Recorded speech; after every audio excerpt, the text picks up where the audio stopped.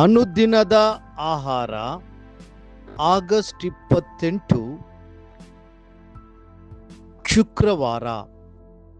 ಯೇಸುವೇ ನಿಜವಾದ ದ್ರಾಕ್ಷಾ ಬಳ್ಳಿ. ಯೋಹಾನ 15:1. ನಾನೇ ನಿಜವಾದ ದ್ರಾಕ್ಷೆ ಬಳ್ಳಿ, ನನ್ನ ತಂದೆ ತೋಟಗಾರನು. ನಮ್ಮ ಕರ್ತನು ಸೃಷ್ಟಿಕರ್ತನು, ನಮ್ಮನ್ನು ರೂಪಿಸಿದವನು ಆಗಿದ್ದಾನೆ. ಕೆಲವೊಮ್ಮೆ ನಾವು ಆತನ ಪ್ರೀತಿಯನ್ನು ಆ ತಂದೆಯ ಪ್ರೀತಿಯಂತೆಯೇ ಅನುಭವಿಸುತ್ತೇವೆ. ಇನ್ನು ಕೆಲವು ಬಾರಿ ನಾವು ತಾಯಿಯಂತಹ ಆತನ ಕರುಣೆಯನ್ನು, ಮಮತೆಯ ಆರೈಕೆಯನ್ನು ಹೊಂದಿಕೊಳ್ಳುತ್ತೇವೆ. ಆತನು ನಮ್ಮನ್ನು ಒಬ್ಬ ನಿಷ್ಠಾವಂತ ಸಹೋದರನಿಗಿಂತಲೂ ಹೆಚ್ಚಾಗಿ ಪ್ರೀತಿಸುತ್ತಾನೆ. ಆತನು ನಮ್ಮ ಕುಟುಂಬದ ನಂಬಿಗಸ್ತ ಸ್ನೇಹಿತನಾಗಿ ನಮ್ಮೊಂದಿಗೆ ನಡೆಯುತ್ತಾನೆ. ನಮ್ಮ ಬೋಧಕನು ಆಶ್ಚರ್ಯಕರವಾದ ಆಲೋಚನಾಕರ್ತನಾಗಿ ಆತನು ನಮ್ಮ ಜೀವನವನ್ನು ಮುನ್ನಡೆಸುತ್ತಾನೆ. ಬರಿದಾದ ಈ ಲೋಕದಲ್ಲಿ ಆತನು ನಮ್ಮ ಪ್ರಿಯನು, ನಮ್ಮ ಪರಲೋಕದ ವರನೂ ಆಗಿದ್ದಾನೆ. ಆತನ ಮೇಲೆ ನಾವು ಸಂಪೂರ್ಣವಾಗಿ ಭರವಸವಿಡಬಹುದು.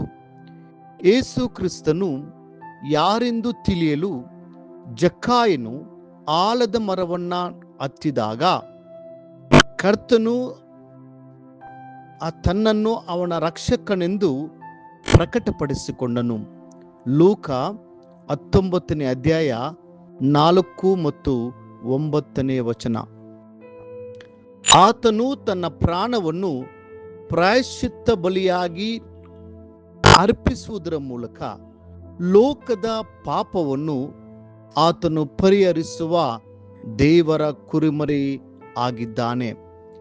ನಾವು ಆತನಿಗೆ ಹತ್ತಿರವಾಗುತ್ತಿದ್ದಂತೆ ಆತನನ್ನು ಪವಿತ್ರಾತ್ಮನಿಂದಲೂ ಅಗ್ನಿಯಿಂದಲೂ ನಮ್ಮನ್ನು ತುಂಬಿಸುವ ಅಭಿಷಕ್ತನೆಂದು ನಾವು ಕಂಡುಕೊಳ್ಳುತ್ತೇವೆ.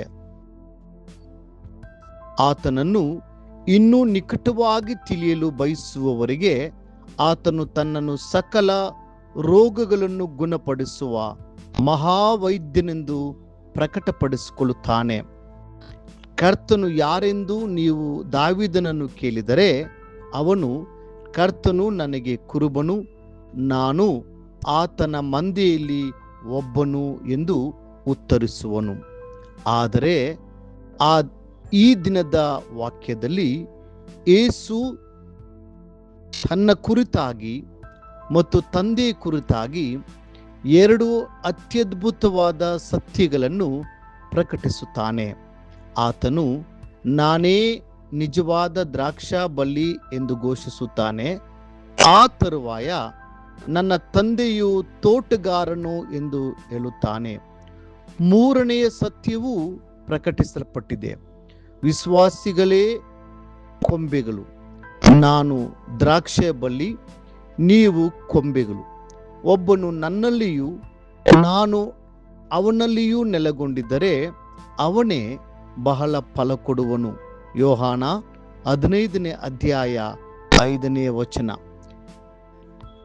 ಕರ್ತನು ನಮ್ಮೊಂದಿಗೆ ಈ ಸುಂದರವಾದ ಬಾಂಧವ್ಯವನ್ನು ಸ್ಥಾಪಿಸುವಾಗ ಆತನು ತನ್ನ ನಿರೀಕ್ಷೆಯನ್ನು ಪ್ರಕಟಿಸುತ್ತಾನೆ. ನಾವು ಫಲ ಕೊಡದ ಕೊಂಬೆಗಳಾಗಿರಬೇಕೆಂದಾಗಲಿ ಅಥವಾ ಹುಳಿ ಮತ್ತು ನಿಷ್ಪ್ರಯೋಜಕ ಫಲಗಳನ್ನು ಕೊಡುವ ಬಳ್ಳಿಗಳಾಗಿರಬೇಕೆಂದಾಗಲಿ ಆತನು ಬಯಸುವುದಿಲ್ಲ. ಬದಲಾಗಿ ನಾವು ಹೇರಳವಾಗಿ ಒಳ್ಳೆಯ ಫಲವನ್ನು ಕೊಡಬೇಕೆಂಬುದೇ ಆತನ ಅಪೇಕ್ಷೆಯಾಗಿದೆ.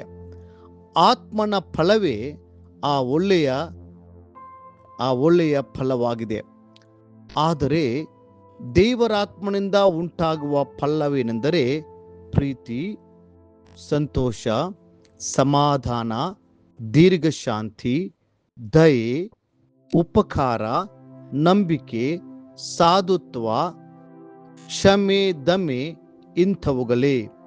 ಗಲಾತ್ಯದವರಿಗೆ 5ನೇ ಅಧ್ಯಾಯ 22 ಮತ್ತು 23ನೇ ವಚನ. ಒಂದು ಕೊಂಬೆಯು ಬಳ್ಳಿಯೊಂದಿಗೆ ಜೋಡಿಸಲ್ಪಟ್ಟಿರುವುದರಿಂದಲೇ ತನ್ನ ಎಲ್ಲಾ ಪೋಷಣೆಯನ್ನು ಪಡೆಯುತ್ತದೆ. ಅದೇ ರೀತಿಯಲ್ಲಿ ನೀವು ಕ್ರಿಸ್ತನೊಂದಿಗೆ ಐಕ್ಯರಾಗಿ ನೆಲೆಗೊಂಡಿರುವಾಗ ಆತನ ಜೀವವು ನಿಮ್ಮೊಳಗೆ ಹರಿಯುತ್ತದೆ. ಆತನ ಸ್ವಭಾವ, ಆತನ ಗುಣ ಮತ್ತು ಆತನ ಕೃಪೆಯು ನಿಮ್ಮ ಜೀವನದಲ್ಲಿ ಹೆಚ್ಚೆಚ್ಚು ಸ್ಪಷ್ಟವಾಗಿ ಕಾಣಿಸಿಕೊಳ್ಳುತ್ತದೆ ಮತ್ತು ಕ್ರಿಸ್ತನ ಮಧುರತೆಯು ನಿಮ್ಮ ಮೂಲಕ ಪ್ರತಿಫಲಿಸುತ್ತದೆ.